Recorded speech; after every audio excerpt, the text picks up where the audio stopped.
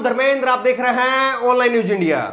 हाथरस के मामले में अब आपको ऐसी ऐसी चीजें, ऐसी ऐसी घटनाएं अब आपके सामने रखी जाएंगी कि आप उसकी कल्पना भी नहीं कर पाएंगे कि ऐसा हुआ होगा या ऐसा हो सकता है। आप इसकी कल्पना भी नहीं कर पाएंगे क्योंकि हाथरस में अब गिद्धों की टोली पहुंच चुकी है। हाथरस में गोदी मीडिया ने अपना डेरा डाल दिया है, अपने तंबू गाड़ दिए हैं और अब हाथरस के वहां से ऐसी ऐसी ग्राउंड रिपोर्टिंग आपको दिखाई जाएगी जिसको देख करके आप कहेंगे कि हाथरस की पीड़िता का जो बलात्कार हुआ, जिसको आधी रात को जला दिया गया, उस पीड़िता का क्या वाकई बलात्कार हुआ है या उस पीड़िता की मां और भाई ने मिलकर के कोई षड्यंत्र रचा है, कोई कहानी रची है या करोड़ों रुपए की फंडिंग हुई है। उसके बाद में उसके मां बाप जो है वो झूठ बोल रहे हैं।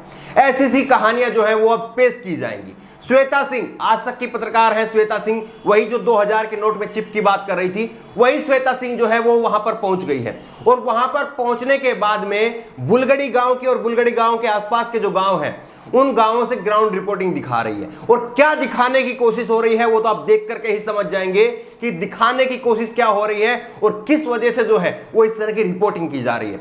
श्वेता सिंह के पास में जो है एक ग्राउंड रिपोर्टिंग पर एक लड़का कहता है कि जो लड़की का रेप हुआ, जिस लड़की की हत्या कर दी गई, जिस लड़की को पुलिस ने आधी रात को जला दिया, उस लड़की के भाई का नाम भी संदीप सिंह है और जिसको आरोपी बताया जा रहा है उसका नाम भी संदीप सिंह है। नाम को लेकर के कंफ्यूजन है, ये बात जो है वो वहां के लोग कह रहे हैं या उनसे कहलवाया जा रहा है, वो आप खुद से तय करिए। नाम को लेकर के कंफ्यूजन है, यानी एक तरह से ये कहा जा रहा है कि संदीप जिसका नाम उस लड़की ने अपनी आखिरी वीडियो में लिया, मरने से पहले जो उसने वीडियो अपना जो बयान दिया, उस बयान में संदीप नाम का जिक्र वो करती है, तो कहा जा रहा है कि ये संदीप उसका भाई है।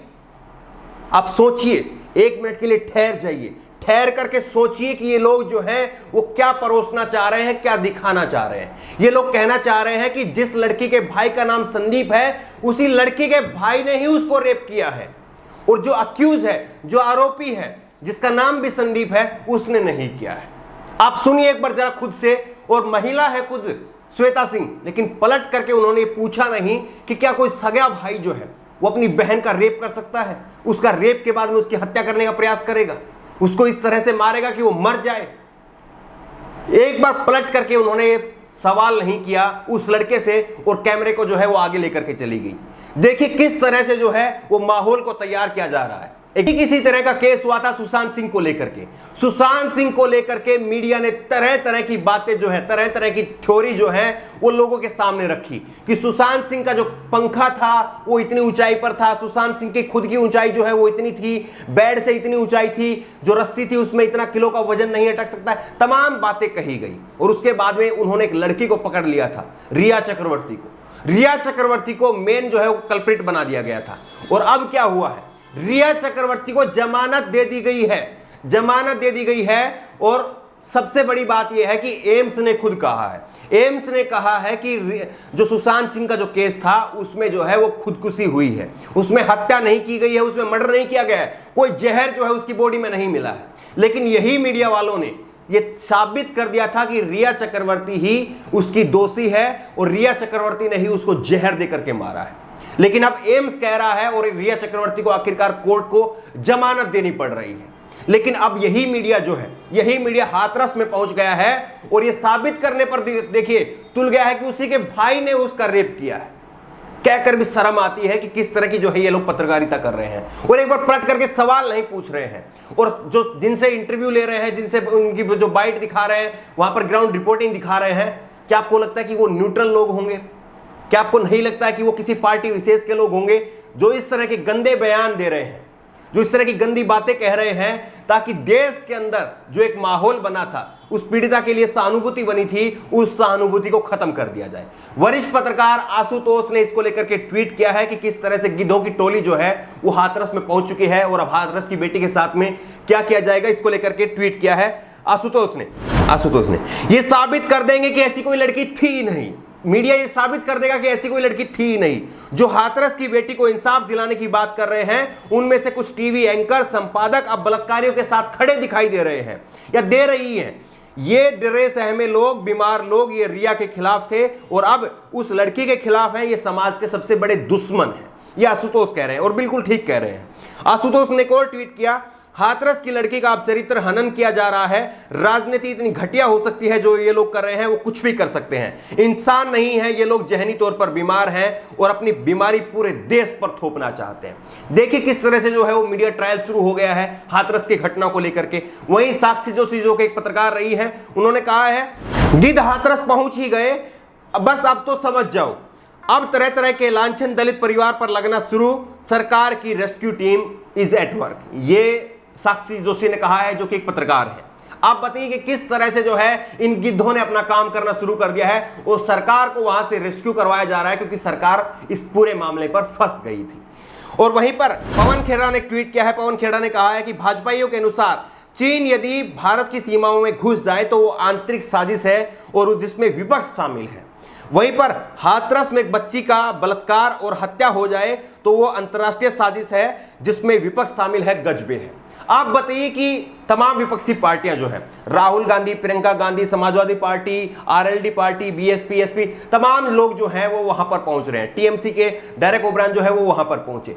ये लोग वहां पर पहुंच रहे हैं, हाथरस में पहुंच रहे हैं। कोई भी पॉलिटिकल पार्टी होती है, खास करके मैं चलो कांग्रेस की बात करता हूं, बड़ी पार्टी रही है। हर पार्टी की एक खुद की इंटेलिजेंस होती है। समाजवादी पार्टी की भी एक इंटेलिजेंस है, बीएसपी की भी है और कांग्रेस की भी है, जो उसके लिए काम करती है। और वो पार्टी के जो बड़े नेता किसी घटना में अगर इन्वॉल्व होते हैं तो सबसे पहले वो वहां से खुद से जो है वो अपनी ग्राउंड रिपोर्ट मंगवाते हैं। उनके कार्यकर्ताओं की ग्राउंड रिपोर्ट जो है उनके नेताओं तक पहुंचाई जाती है कि वाकई ये केस जो है ये सही है या गलत है। क्योंकि अगर ये केस गलत हो जाता है और फिर इसमें जो है कांग्रेस के इतने बड़े बड़े नेता शामिल हैं, बीएसपी, एसपी के इतने बड़े बड़े नेता शामिल हैं, तो सोचिए कि फिर अगर ये केस गलत हो गया, अगर वाकई जिस तरह से गोदी मीडिया सिद्ध कर रही है कि उसके भाई ने उसका रेप किया है, अगर सोचिए कि ऐसी ही बात होती और ऐसी ही बात अगर हो जाती है तो कितनी फजीयत होगी कांग्रेस की, बीएसपी की, एसपी की। इसलिए ये पार्टियां पहले से अपने लेवल पर जो है वो इंटेलिजेंस खुद से करवाती हैं, खुद से जो है वहां पर अपने कार्यकर्ताओं के जरिए जो है वो ग्राउंड रिपोर्ट मंगवाती है कि वाकई इस मामले में जो है वो दखलंदाजी की जाए या नहीं की जाए।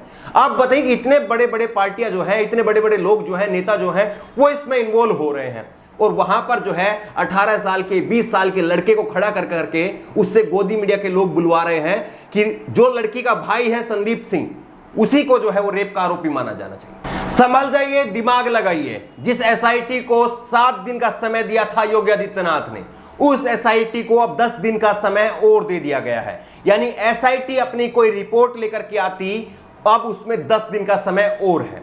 पहले योगी आदित्यनाथ की तरफ से कहा गया था कि 7 दिन के अंदर जो है वो एसआईटी अपनी रिपोर्ट सबमिट करेगी, लेकिन अब उसको 10 दिन का वक्त और दे दिया गया है। और इन 10 दिनों के अंदर गोदी मीडिया अपनी रिपोर्ट सबमिट कर देगी और ये साबित कर देगी कि जो संदीप का नाम उस लड़की ने अपने आखिरी बयान में कहा था, जिस वक्त में वो लड़की मर रही थी, उस बयान में अपने संदीप सिंह का जिक्र किया है, वो उसका सगे भाई है। ये गोदी मीडिया सिद्ध कर देगी। ये 10 दिन में जो है वो आपको इतनी थ्योरी दिखा दी जाएंगी, इतनी बातें दिखा दी जाएंगी और इतने कॉल रिकॉर्ड जो है, अब तो कॉल रिकॉर्ड की बात भी जो है, जिस तरह से व्हाट्सएप चैट को लेकर के सुशांत सिंह वाले मामले में भी यही हुआ था, व्हाट्सएप चैट दिखाई जा रही थी और अब यहां पर जो है वो बताया जा रहा है कि करीब करीब 100 से ज्यादा कॉल जो है वो लड़की के भाई और जो आरोपी हैं उनके बीच में हुई है। तमाम तरह की थ्योरी, तमाम तरह की बातें जो है वो अब आपके सामने रखी जाएंगी और अब आपके ऊपर ये निर्भर करता है कि आप गोदी मीडिया पर विश्वास करते हैं, उनकी थ्योरी पर विश्वास करते हैं, या परिवार जो कह रहा है, जो परिस्थितियां आप खुद देख रहे हैं, उनके ऊपर आप विश्वास करते हैं।